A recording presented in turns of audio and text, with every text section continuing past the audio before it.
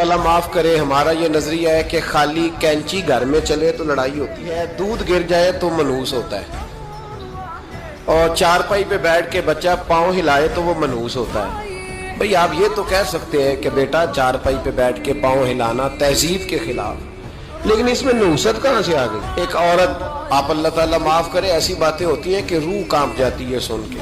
کہتے ہیں جی فلاں بی بی گھر کے اندر آئی تو اس کے گھر کے اندر آتے ہی فلانی موت ہو گئی، تو اب وہ اس کے قدم تو منحوس پڑے گھر میں، تو لہٰذا اب کیا حکم ہے اس کو رکھیں کہ نکال دے؟ خدا کے بندے، موت اس عورت کی وجہ سے ہوئی کہ اللہ کا حکم آ گیا تھا؟ اتنی کمزور بات، ایک بات بڑی دیر سے ہم سنتے آ رہے ہیں، ڈھونڈا بڑا ہے پر مجھے نہیں ملا کس کتاب میں وہ حوالہ ہے کہ رزق عورت کے مقدر میں ہے اور اولاد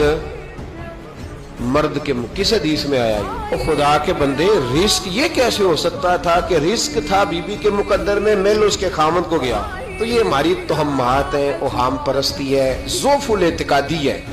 افکار کی کمزوری ہے کہ ہم چیزوں میں اثر دیکھنے لگ گئے ہیں، حالانکہ اثر کس میں ہے؟ اللہ کی